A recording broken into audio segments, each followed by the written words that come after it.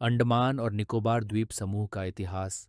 अंडमान और निकोबार द्वीप समूह का इतिहास रामायण काल से ही शुरू हो गया था। इस द्वीप समूह पर मराठाओं से लेकर डेनमार्क और अंग्रेज़ों ने राज किया।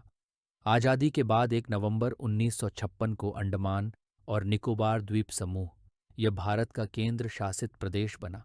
अंडमान और निकोबार द्वीप समूह के इतिहास की कुछ खास बातें। रामायण काल में इसे हनुमान द्वीप कहा जाता था। पहली शताब्दी में इसे अगादिमन कहा जाता था।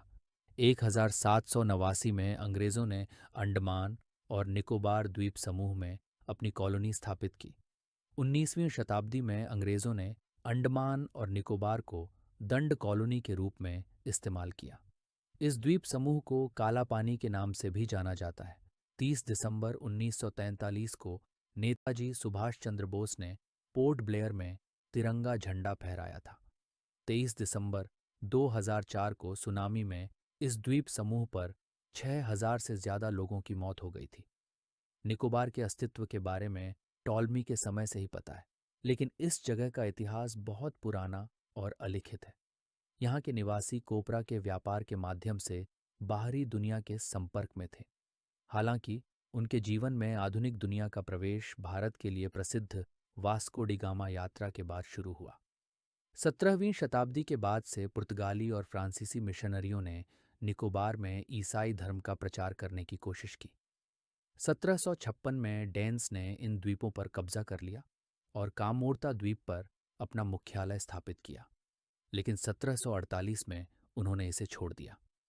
1869 में अंग्रेज़ों ने औपचारिक रूप से इन द्वीपों पर कब्जा कर लिया। 1870 में उन्होंने कामोर्ता में एक पैनल बस्ती की स्थापना की, जिसे 1888 में बंद कर दिया गया। 1971 में इन द्वीपों को अंडमान और निकोबार द्वीप समूह के मुख्य आयुक्त पद में शामिल किया गया। ये प्रशासनिक व्यवस्था स्वतंत्रता पूर्व अवधि तक जारी रही। 20वीं शताब्दी के दशक के दौरान ब्रिटिश सरकार ने श्री ई हर्ट को निकोबार के लिए पहला सहायक आयुक्त नियुक्त किया। द्वितीय विश्व युद्ध के प्रभाव और उसके परिणाम स्वरूप 1942 से 45 तक द्वीपों पर जापानी कब्जे ने लोगों के मन में बहुत उथल पुथल मचा दी। ब्रिटिश कब्जे की एक संक्षिप्त अवधि के बाद 15 अगस्त 1947 को द्वीपों को भारत गणराज्य के अभिन्न अंग के रूप में स्वतंत्रता प्राप्त हुई, क्योंकि वे भारत के पुराने ब्रिटिश साम्राज्य का हिस्सा रहे हैं। जॉन रिचर्डसन को 1950 में बिशप के रूप में नियुक्त किया गया था। उन्होंने पहली बार संसद के मनोनीत सदस्य के रूप में अंडमान और निकोबार द्वीप समूह का प्रतिनिधित्व भी किया। इस प्रकार वे निकोबारी समाज के आधुनिक वास्तुकार बन गए। स्वतंत्रता के तुरंत बाद सरकार निकोबारियों के हितों की रक्षा करने के लिए उत्सुक थी और उसने बाहरी व्यापारियों को लोगों का शोषण करने की अनुमति नहीं दी।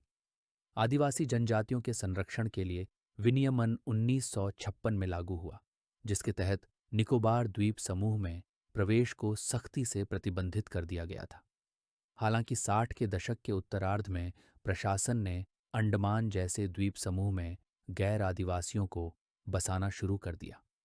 330 पूर्व रक्षा कर्मियों को ग्रेट निकोबार द्वीप के कुछ गैर आरक्षित क्षेत्रों में बसाया गया, जहां वर्तमान में पंचायत प्रणाली मौजूद है। 70 के दशक के मध्य में कच्छल द्वीप में रबर की खेती के काम में शामिल होने के लिए कुछ प्लांटेशन तमिलों को भी लाया गया था।